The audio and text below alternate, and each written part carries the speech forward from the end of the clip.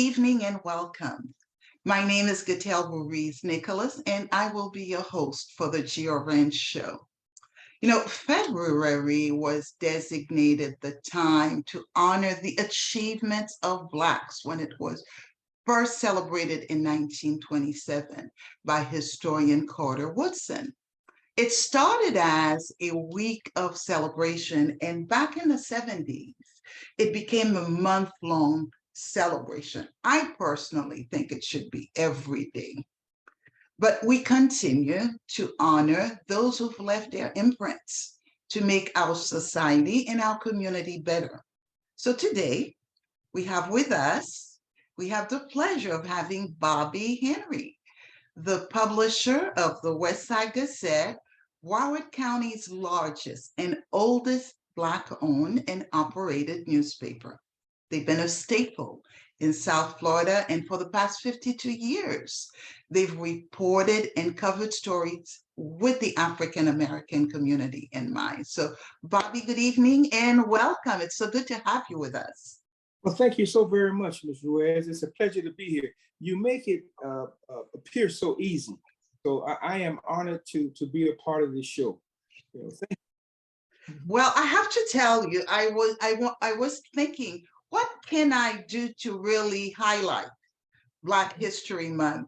And I have to tell you, the Westside Gazette was one of the first institutions I dealt with on a daily basis in 1986, working with the Urban League of Broward County. So we always had press releases and events. So we go way, way, way back, and I've always admired the things that the Westside Gazette does. So we're going to have a brief conversation just to familiarize our viewers with what is the Westside Gazette and a little bit about your history. So we'll start, Bobby. Give us a brief history of the Westside Gazette.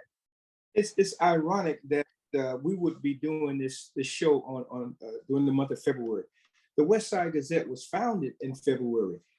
As a matter of fact, we kind of go back and forth between the 8th and the 12th, so somewhere thereabout. But we were actually found in February. My mother and my father, Levi and Yvonne Henry, back in 1970, my daddy was misquoted in the daily paper, and he went to them to ask them to recant the story, to tell the truth, to tell his side.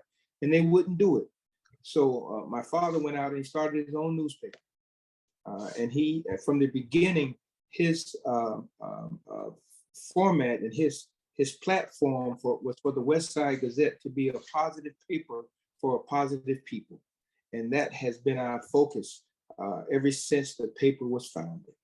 And again, today, as I was writing, trying to give some honor to my mother and my father of the longevity of the paper, and it just brought back memories.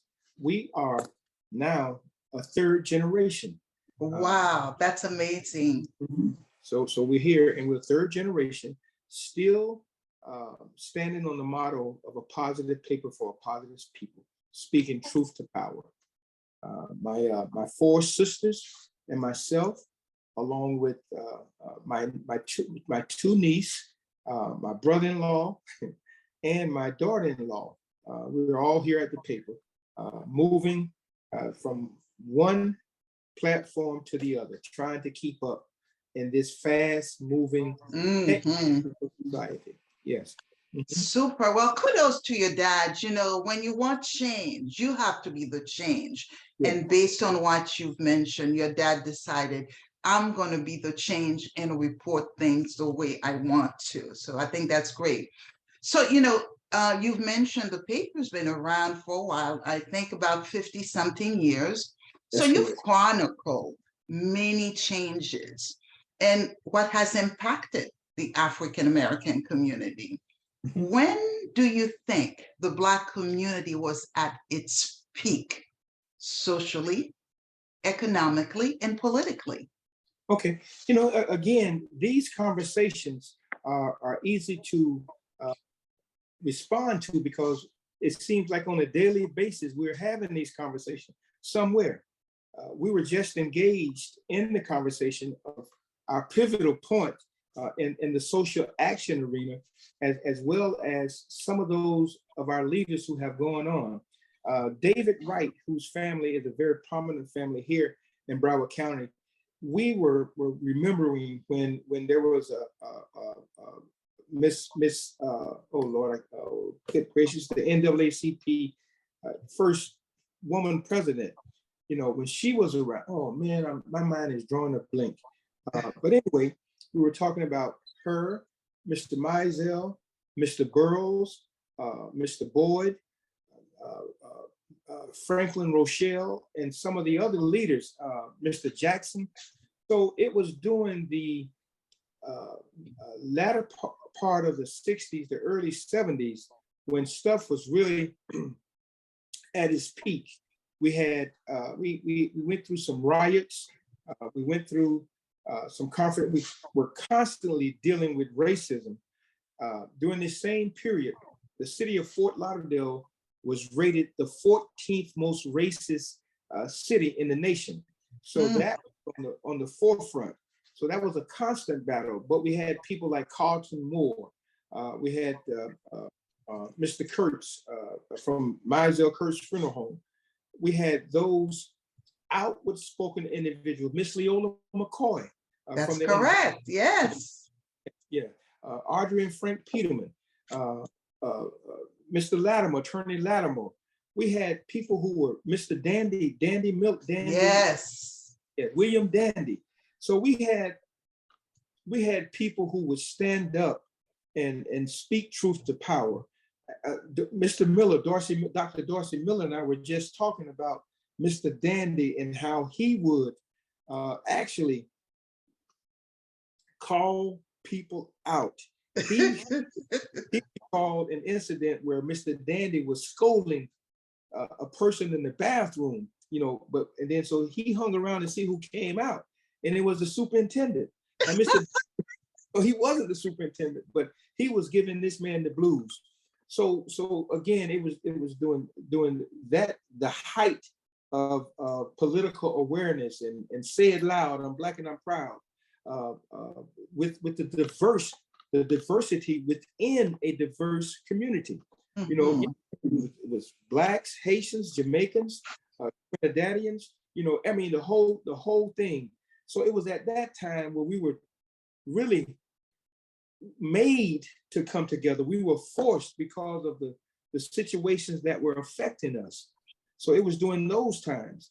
I remember my mama wrote a story when Mayor Cox was recorded on a tape recorder at an elementary school when the students asked him, what do you have to be mayor? And he said, you only had to be white and 21. And so I remember that very, very well. Yeah, so it was at those times. But it, and Gatel, I mess your name up when I try to pronounce it. No, you got it. You got it. Perfect. Okay. So I remember I had come home on a couple of occasions from Dayton, Ohio. When I first met you, I was living in Dayton, Ohio. So it was at those times that we had to come together because of the situations we were confronted with. It seems that through adversity, all of us, Black Americans, I'll just say that, right. When we are under duress, we come together. So it was during those times, the height for me of political awareness, Black power, speaking truth to power, and collectively coming together to move the pendulum forward. Yeah, it was during those times, yes. Mm-hmm. Yeah, and it's interesting you've mentioned that, because many of the names you've mentioned, they were servant leaders. Yes. When you talk about Margaret Roach. Yes, I'm about to say Cato and Margaret Roach. Yes. When you talk about Sylvia Portier, yes, it was a different breed of community leaders, almost selfless. Yes. Because they were there fighting for the cause. So here we are. Here we are. 2023. How would you rate the plight of African Americans today? That's a good question. I'm glad you asked that question. Now, I've been known for a lot of things, but the main thing is to tell the truth. So I've been telling the truth and speaking truth to power. Today, 2023, our situations are a lot worse because we have created this disconnect. When I say we, again, I'm talking about the African diaspora, those of us who, so we have created this disconnect. It has gone from a selfless service to a selfish service. You know, it's as if we're only concerned about us. And I'll use for a point of interest is the Congressman Al.C. Hastings, his seat. When that seat became vacant, we had 5 people who were seated in office to leave their seats to run for that one seat, and neither one of them won. So I asked the question, are you doing this for selfish reasons, or are you doing it for the people? If you were doing it for the people, you would have set your term out, but you decided to run to leave our fate in the hands of a governor, in the hands of a governor who doesn't, you know, obviously now we see he doesn't have any respect for us. So you ask, where are we now? We are at a point of, I won't say no return, but at a place that if we don't return to looking out for one another, we're going to be bulldozer over like they're doing on Cis-Trunk now with gentrification. We're just going to be moved out of the way, you know. So our young leaders, you know, our leaders, period. Here, we used to have the Black elected officials, right? You know, that was a power base, and they would actually meet and discuss, but they're not even meeting now. You know, we don't have that. We don't have that conversation of for everybody. You know, those in office, out of office, grassroots, no roots. We don't have that. So we're lost. You know, and I tend to agree with you. I tend to agree with you because I think, you know, when you look at even the 90s, you had a group of professionals who really cared about making an impact, not only on Black businesses, but also in other areas. And I'm not sure where we are right now. I am not seeing that same enthusiasm. So it's something we need to think about. Yes. But we're going to take a short break and we will be right back.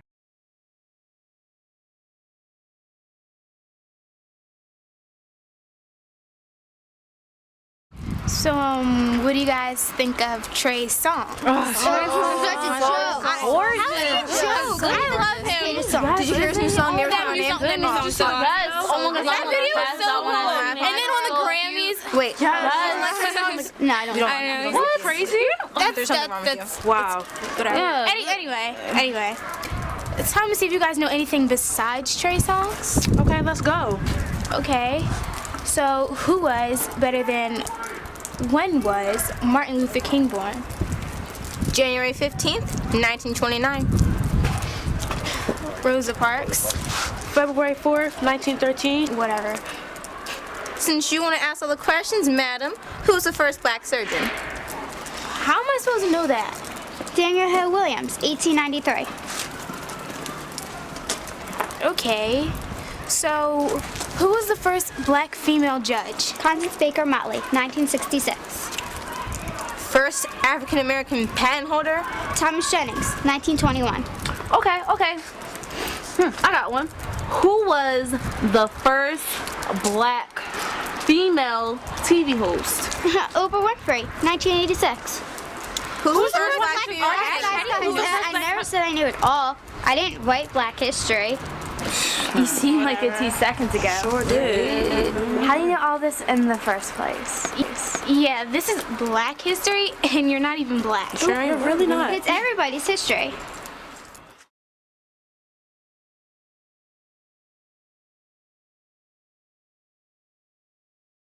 We are back, and I have with me Mr. Bobby Henry, who's a publisher of the Westside Gazette.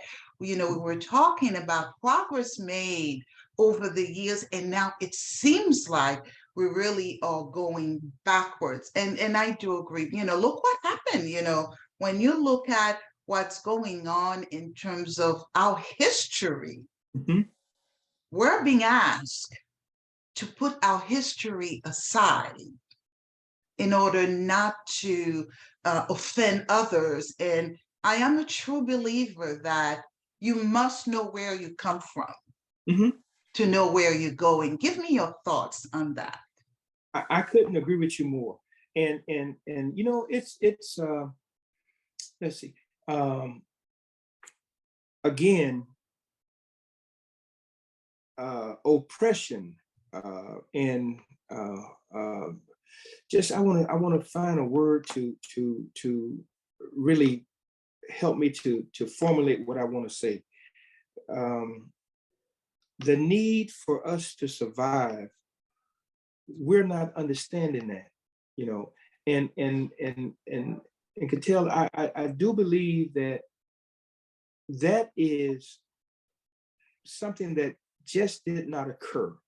If we were to create a science project or experiment, we could create something that we want by putting certain things in place to make it happen. So when we do that, when we allow poverty to continue in a certain area, no good medical facilities, no grocery stores, no vision, nothing for me to look at and see me in it, then we get just what we have created. We get a vacuum and a person void of feelings. When you have chaos, and in that chaos you are trying to survive as opposed to living. When you're trying to survive, it's a man eat man or dog eat dog or whatever, and that is what I see transpiring now. The fact that we have been manipulated to become a people or a situation that was created, and we're dealing with that right now. So To an extent, yes, but sometimes I think it's us too. yes. I truly believe that when things happen, we have to take a look at ourselves. I don't think our people truly believe in their voices. Mhm. And as a result, we're putting the wrong people in Okay. power. DeSantis, for example, Mhm. there is no reason why this guy should have won the elections again. But anyhow, putting politics aside. How can we put politics aside? How can we put politics aside? I know. Well, this is to honor the work that you guys have done. So I really want people to get the breadth of knowledge in terms of what you've done. For example, your parents started the paper in 52 years ago, but now you have a great online presence. Tell me, when did you start that, and what made you start that? Okay, good.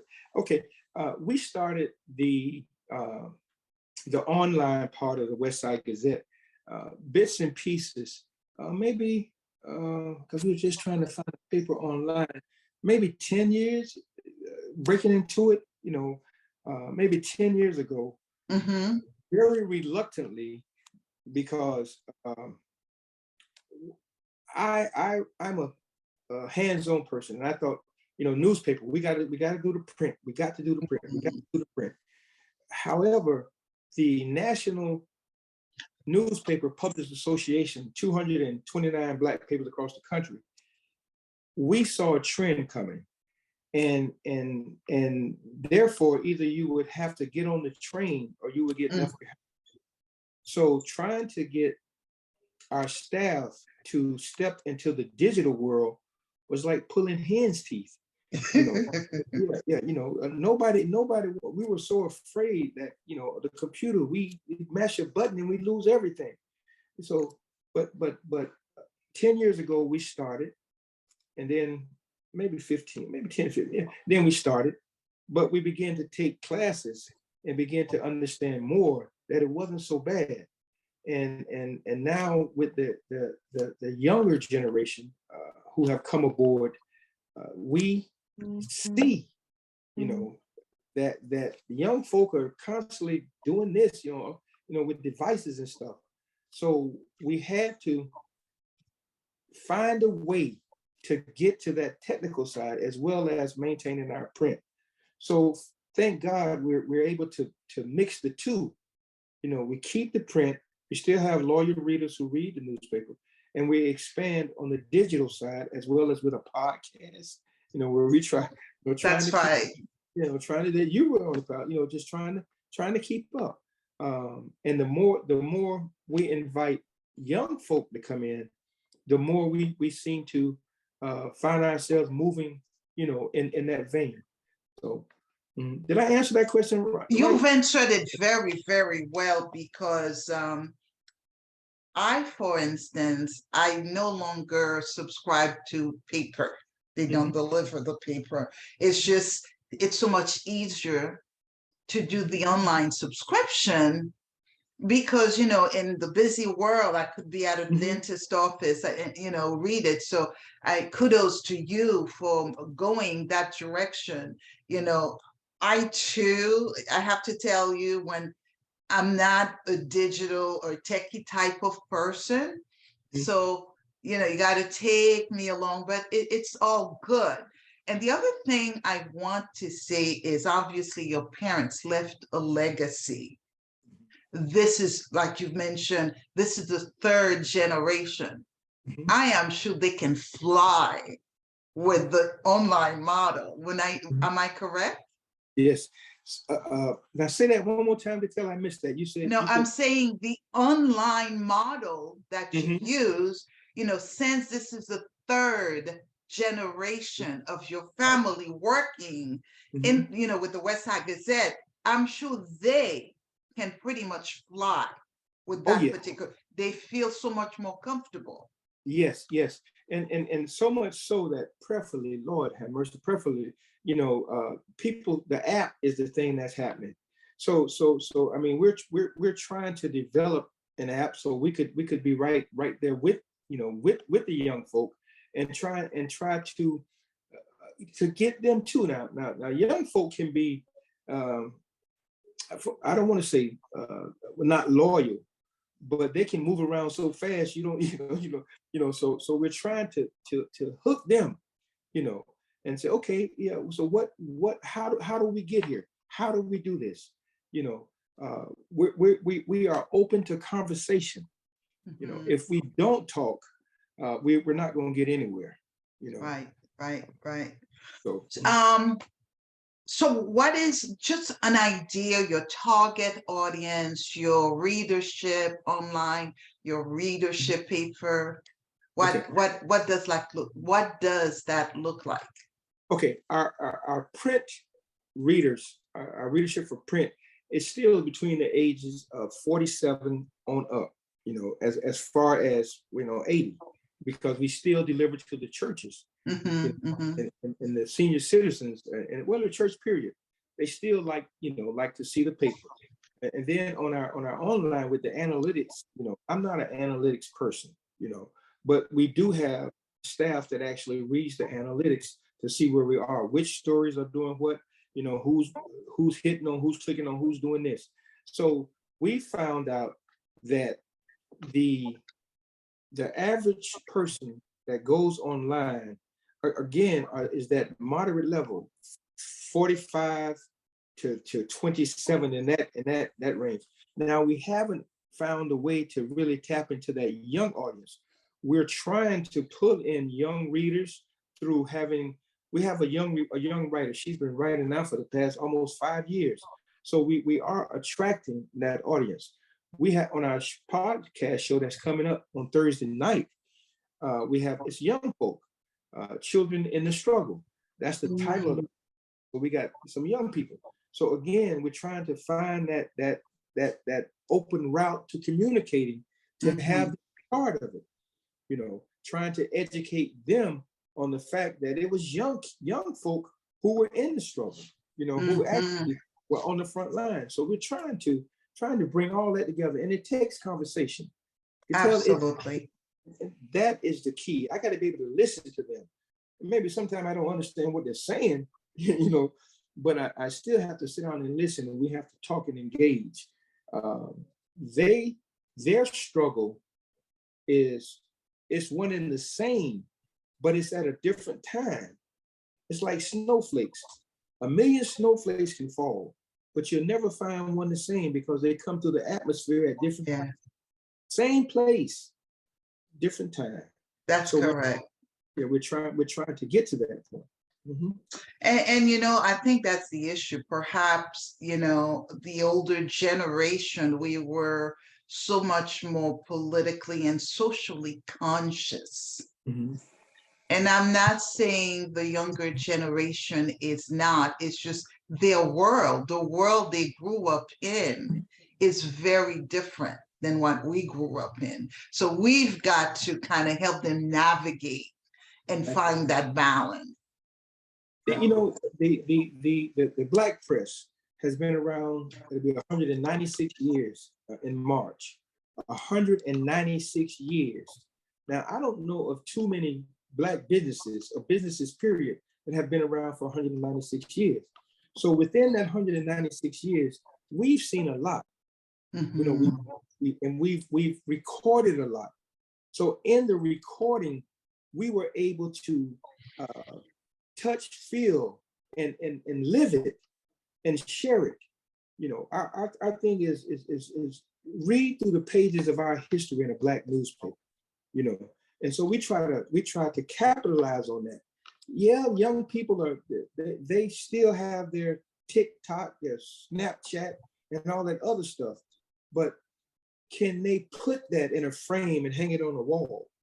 You know, can they have that to give to pass along for 196 years? You know, so those are the things that we, as the older people, try to get them to see and put it in a perspective that they could understand and share. Same thing, communication, different concept, but it has to be one that moves us forward and not separate us. Even though they're speaking in a language that, like I say, sometimes I don't understand. When they're rapping, when they're doing the hip hop, when they're doing, you know, they are rebelling, they are protesting, they're doing the same thing we did, but it's on a different format. We have to mirror those two. We have to say, okay, it's okay, but just don't come to me with your pants hanging off your butt now. We're not going, you know, but come on, let's have the conversation. You know, yes. And that brings me to my next question to you. You know, I was reading your editorial, you know, Black History Month Festival. Their theme this year is Black resistance in the past, present, and in the future. Why is the theme so important, Bobby? When I look at resistance, okay, and I look at the farmer. When the farmer is breaking ground, there's some resistance there. When he put his hoe in the ground and break that ground, there's some resistance. But out of that resistance comes crops. So we got to have that resistance. That resistance gives us hope. You know, it gives us the fortitude to want to move on. You know, it allows us to do some introspection. You know, while there's some resistance, some friction, you got time to think, you got to move, you got to do something. So it's all good, you know, and again, the resistance comes in many different forms, and we rebel and we react, we protest in many different forms. We protest through the arts. You know, in Haitian art, it's, you know, it's when you get the resistance, you know, in Haitian arts, it's so vibrant. You know, it has its gloominess too, but it's so vibrant. In the music, when Marvin Gaye and them talk about what's going on, you know, or an actual protest of Rosa Parks not getting on the bus, you know, and then the rap music, in the marching, that we have to have resistance for us to move, So yeah, I'm all in it. I really am. And the more resistance, the better we get. All right. Now, my last question. Everything we have to be intentional, and I think you clearly made that point. How can the media and we as a community ensure that Caribbeans and African Americans speak with one voice? I'm glad you asked that. That's a great question. And Cattell, if we were to put 20 people up against a wall, black in color, all the hues, light to dark, and nobody opened their mouths, and a person walked by and saw us, they would say that if they were racist, it was a bunch of ends up against the wall. So we have to understand, and I like that from many come one, we have to understand that we are truly a body. We are truly a body with several moving parts. If I didn't have my hands, I couldn't touch, feel, or hold on to nothing. If I didn't have my feet, I couldn't walk, my eyes to see, my lungs to breathe. If we didn't have each other and recognize that and believe that, we wouldn't be here. Had it not been for Toussaint Dessalines, it had Nat Turner, had not Frederick Douglass, Sojourner Truth, the Sister Abrams in Georgia, had it not been for people who believe in the concept of each other, where would we be? So as a communication device, as a media owner, it's my job to speak truth to power, to bring us together, for us to listen, no matter where we are. It starts with communication. When God spoke, the world came into being. It's through communication that we can get past all of this, and the communication is verbal, non-verbal, touch. You ever walked up to a kid was having a bad day, and you put your hands on them, and they just seem to just melt, So I mean, it encompasses all of that. We got to get back to where we were. We got to go back, My grandmother used to say, you need all of your fingers. You cannot eat gumbo with one finger. So you need all 5 fingers to eat and to survive. So that's the way I see our community. We definitely have to work together and find a way to speak that one voice. Yes. So go ahead, please. No. You go. No, I'm listening. Okay. There are about 5 Haitian cab drivers that come by every Thursday to pick up papers, to get a paper, and so the door is open. Now, what they do with the paper, I don't know. I'm just glad to come by and get it. And sometimes we have a conversation, we talk, mostly about work, but we do talk. So again, that tells me that there is a longing, if you will. There is a longing for us to communicate, no matter what it is, it's there. And we have to do that, Cattell. We really have to do that. I mean, people want to blame a lot of things on COVID. Because of COVID, I can't go here, I can't do that, I can't. That's all well and true, but we cannot not live, because we still have to live.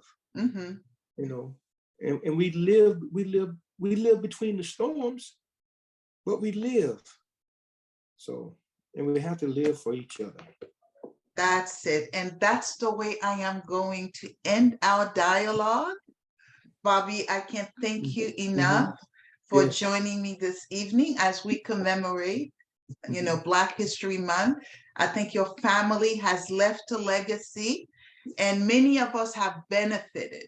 So again, thank you for what you do. And I do believe you do play a key role in ensuring that, news really gives our perspective, the African American perspective, and make it matter.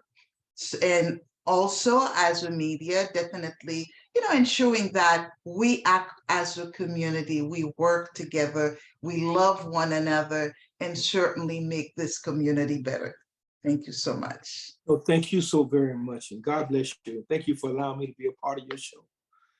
Thank you. Well, you have a good night, Bobby, and we'll be talking. Thanks, Gatel. You too. All right. Have a good day. Bye.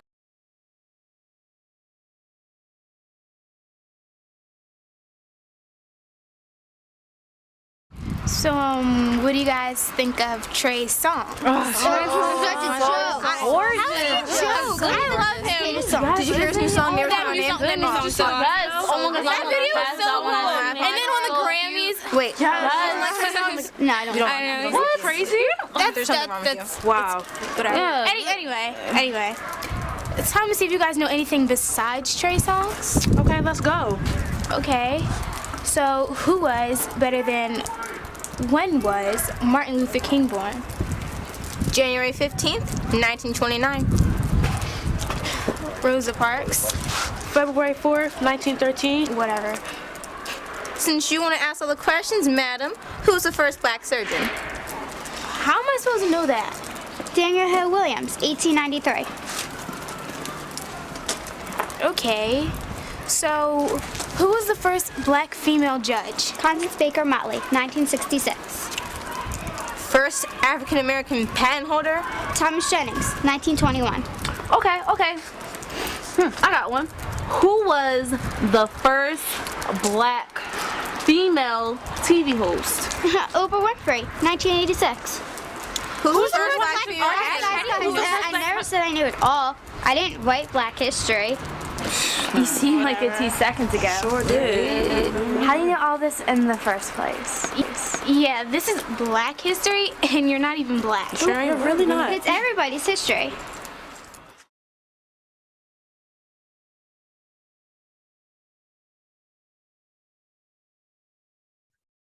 We are back. I believe what is dear to us must be celebrated every day. While February is proclaimed Black History Month, it is important for us to honor, to inspire, and support Blacks who are making an impact. How do we support them? Financially, it's one of the best ways we can support Black-owned businesses. First Black-owned newspaper, Freedom's Journal, which was created in 1827, right after the slaves were emancipated. Since then, there's been hundreds of Black-owned publications, and just as many went out of business. Do you remember Jet Magazine? Well, they're no longer in existence. Your support means a lot for the survival of Black-owned publications and Black-owned firms.